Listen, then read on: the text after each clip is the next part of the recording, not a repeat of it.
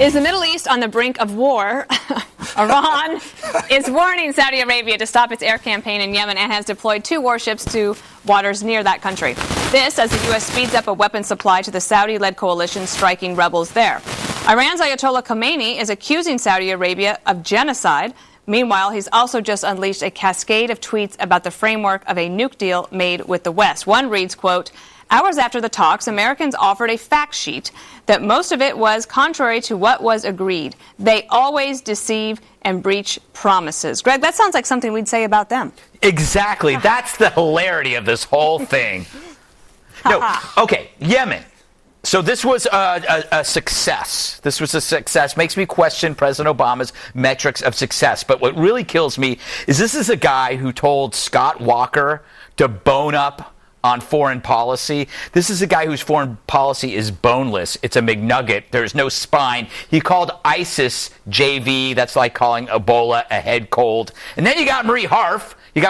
This is the best part, dismissing expert criticism by, was it Kissinger? Kissinger and Schultz. And Schultz. It's like, oh, that's a lot of big words. So we got these people, they're from like the high school model UN. This is not the State Department. It's the cast of Saved by the Bell. It's disgusting. Sorry. So you brought up President Obama going after Scott Walker, and Scott Walker actually had a chance to reply, and we have that video here. It would be a foolish approach to take, and perhaps Mr. Walker, after he's taken some time to bone up on foreign policy, will feel the same way. It's unbelievable. This is a president should spend more time trying to figure out how to work with governors and members of Congress instead of attacking them. But think about that statement. This is a guy who in the last year called ISIS the JV squad, who called Yemen just last fall, and his administration continues to call them a success story, who had a Secretary of State under Hillary Clinton that gave Russia a reset button, and then they ultimately went into the Ukraine. This is a guy who I think had the audacity to be talking about schooling anyone when it comes to foreign policy.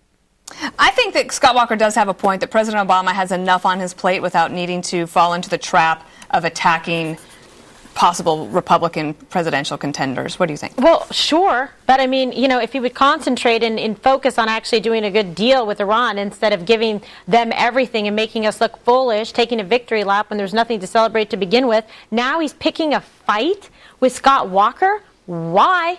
Well, I think it's because, Julie, I think he thinks that this helps him.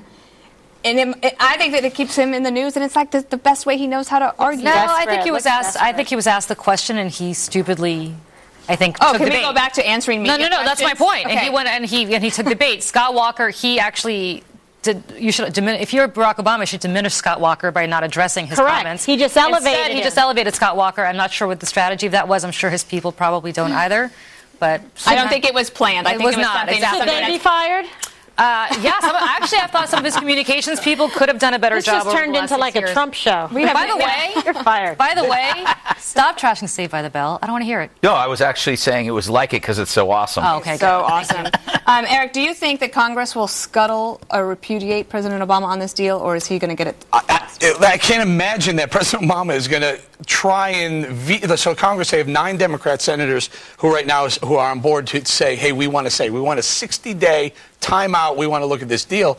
Is Obama really going to say, no, you 9 Democrats and all Republicans, I know better than you, and I'm going to override whatever the bill you guys or say no to your bill? Then they're going to have to get 3 or 4 more Democrats to a presidential veto. This is ridiculous. I think that's exactly what he's going to do. That is asinine. That is look. You have say that word on TV. Asinine. I hope so. Yes, you can. What's with you? The Supreme Leader says death to America while they're negotiating. The minute they break up the negotiation, the Supreme Leader says we know a different deal than the Americans know.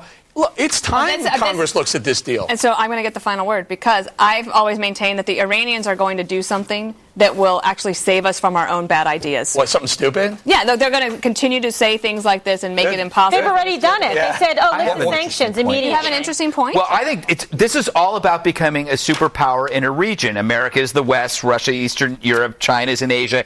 Iran sees a vacancy, and they want the vacancy. Unfortunately, President Obama is now their real estate agent. He's helping them with the application. Well, he just sold the Middle East for $1. Yes. And he didn't even collect the dollar. Do you think he puts his photo on his card? Yeah, right. Card? Yes, he works for Halstead. It's President Obama. Take my card. Call me. Yeah, All right, next on the 5. Is it...